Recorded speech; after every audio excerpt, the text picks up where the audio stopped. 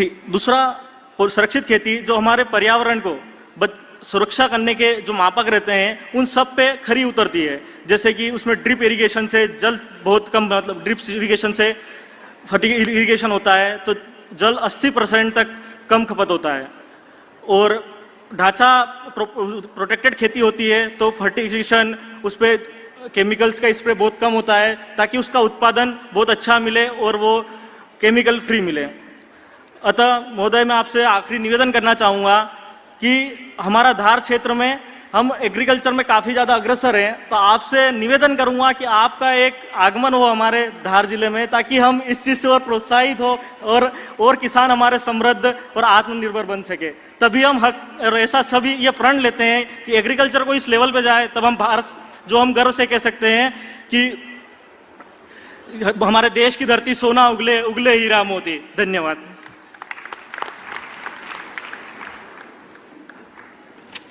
तो एक बार जोरदार तालियां हो जाएं। ये वे युवा हैं जो IIT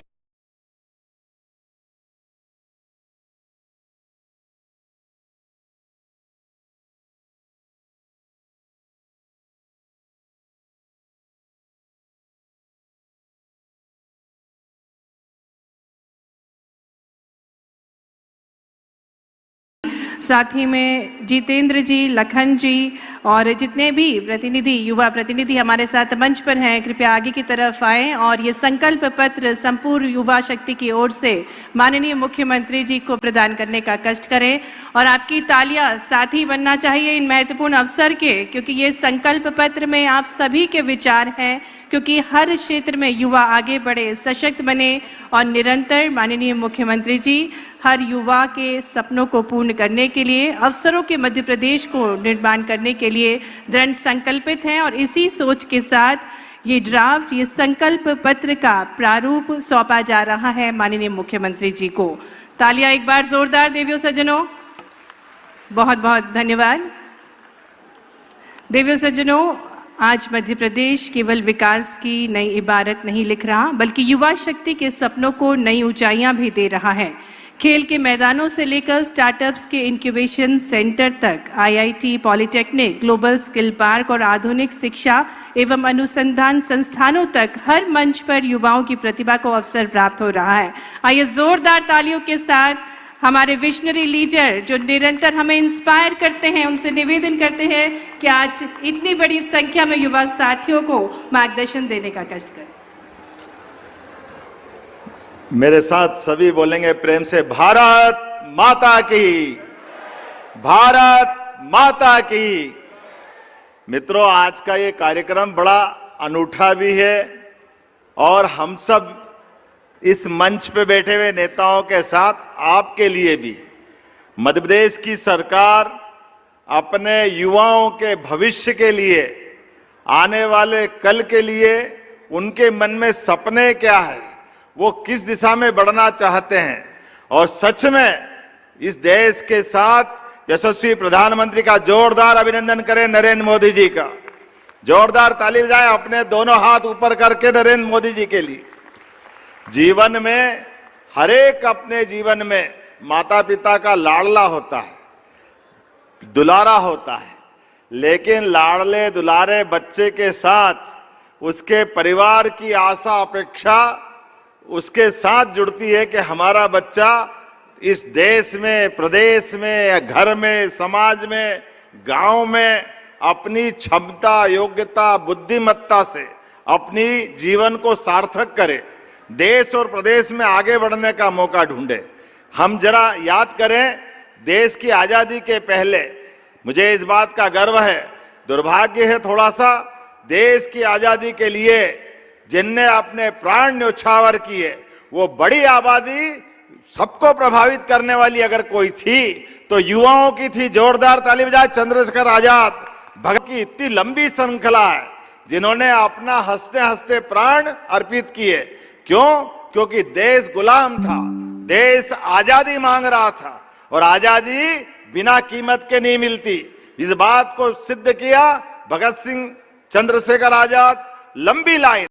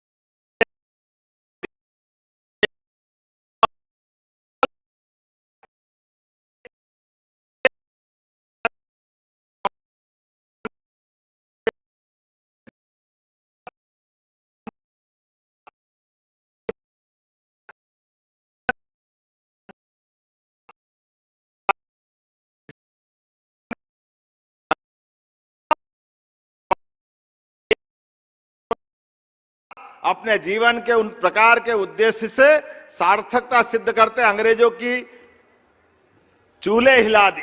लेकिन चंद्रशेखर आजाद ने जब अपना शरीर भी छोड़ा इलाहाबाद के उस पार्क के अंदर, तो चंद्रशेखर आजाद ने जब देखा कि चारों तरफ से मैं घिर गया हूं और बचने का मौका नहीं, तो अपने पास की रिवॉल्वर की गोली अपने सिर पे लगा करके उन्हें कहा कि मैंने प्रण किया था मैं आजाद रहूंगा, आजाद होते होते किसी हालत में शरीर पे अंग्रेजों की पुलिस का हाथ नहीं लगने दूंगा। मुझे इस बात की प्रसन्नता, जोरदार अभिनंदन करें, चाहे जान चली गई हो चंद्रशेखर आजाद की, लेकिन देश के युवाओं के माध्यम से मान बढ़ाने का, सम्मान बढ़ाने का मौका चंद्रशेखर आजाद से मिला। ये मैं बातें आपके सामने इसलिए कर रहा हूं कि हम में से ये सारे युवा जिनने देश की आजादी को अपने ऐसे क्रांतिकारियों से प्राप्त की, लेकिन आने वाला कल अब हमारे लिए, देश के लिए, प्रदेश के लिए, समाज के लिए, अपने परिवार के लिए जीने की लाइन होना चाहिए। हमारी योग्यता के बलबूते पर जब दुनिया का सबसे युवा देश अगर कोई है तो भारत है, और भारत के साथ मुझे इस बात की भी प्रसन्नता है कि युवा प्रदेश सबसे ज्यादा, अगर ज्यादा आबादी कहीं है तो वो मध्य प्रदेश है। मैं आप सबको बधाई देना चाहता हूं।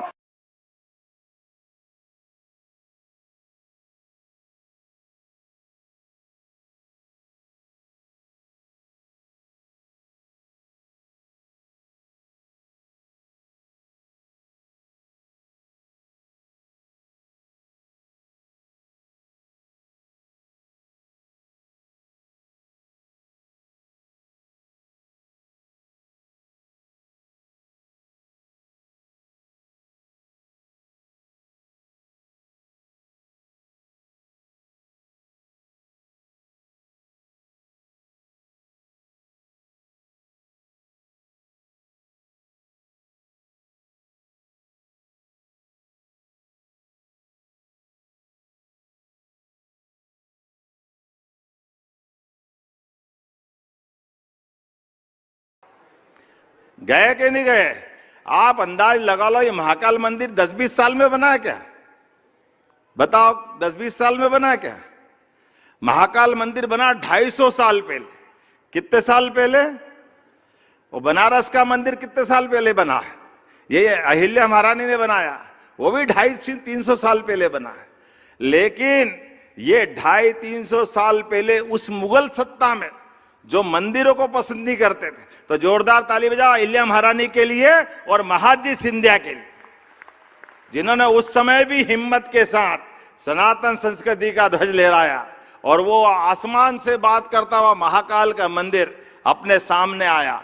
लेकिन महाकाल के मंदिर में 1900 कब की बात है, लगभग 250-300 साल पहले की, 17वीं शताब्दी से। लेकिन 2022 मोदी जी के महाकाल के महालोक के लोकार्पण के पहले पहले तक अकेले उस उज्जैन में 60-70 लाख लोग आते थे। कितने आते थे?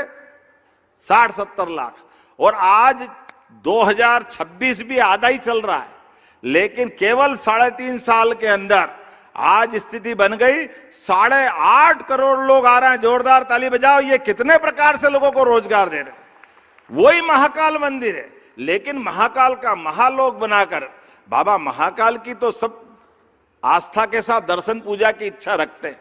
लेकिन महाकाल के परिवार में कौन कौन है? गणेश जी महाराज, पार्वती मैया, कार्तिकेय, उनके जीवन की सब लीला। जैसे एक लीला हमको मालूम है कि जब शंकर भगवान को गुस्सा आता तो तांडव नृत्य करते हैं, लेकिन उनके जीवन में केवल तांडव नृत्य नहीं, जब आनंद में डूबते तो वो आनंद नृत्य भी किया।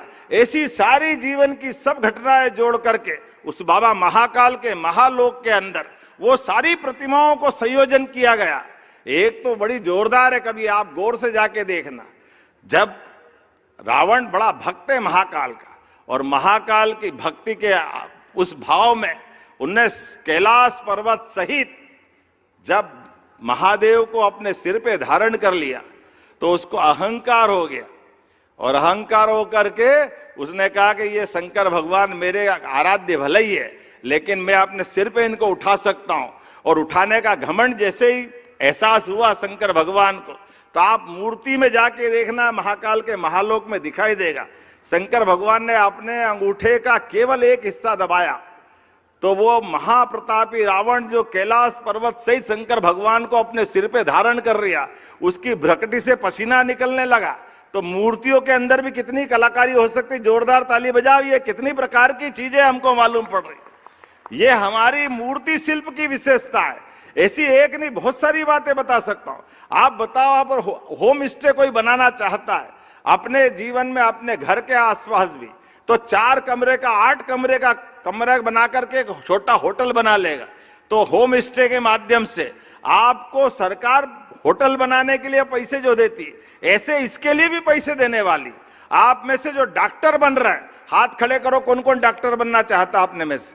आप अंदाज लगा लो, मध्य प्रदेश एकमात्र राज्य ऐसा है अपने यहाँ पर डॉक्टर बनने के लिए गवर्नमेंट मेडिकल कॉलेज के बाद अगर बच्चे डॉक्टर बनने जा रहे हैं तो डॉक्टर के लिए 70 लाख, 80 लाख, 1 करोड़ की भी प्राइवेट फीस भरना है। तो हमारी सरकार उनकी फीस भर रही, जोरदार अभिनंदन करो।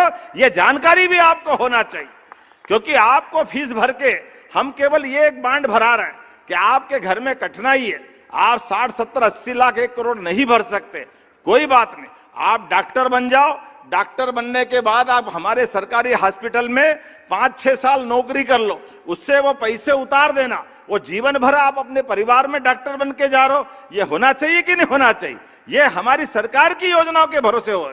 आपके माध्यम से अगर आप कोई इंडस्ट्री लगाना जा रहे हो और रोजगार परक इंडस्ट्री है, इंडस्ट्री का मतलब महिलाओं को, माता बहनों को अगर आप केवल सिलाई की मशीन सिखा दोगे और कारखाने में काम करने का मौका दोगे, तो जो हम लाडली बहनों को अपने घर में मदद कर रहे हैं 1,500 की, उसके बजाय वो बहनों के लिए 5,000 रुपया महीना सरकार के माध्यम से रोजगार परक उद्योग के लिए बीज का अमाउंट आप भरोगे, लेकिन 5,000 रुपया महीना कारखाने की जमीन उसमें सब्सिडी, बिजली के बिल उसमें सब्सिडी, बाकी आप कॉटन इंडस्ट्री से चाहे रेडीमेड गारमेंट्स बनाओ या मर्जी आए जिस प्रकार का कोई प्रोडक्ट बनाओ, लेकिन अगर आप रोजगार दिलाने जा रहे हो तो आप में से 1,000, 2,000, 4,000, 10,000 तक की भी लेबर आप चाहोगे तो प्रत्येक लेबर को 5,000 रुपया महीना सरकार के माध्यम से मिलेगा।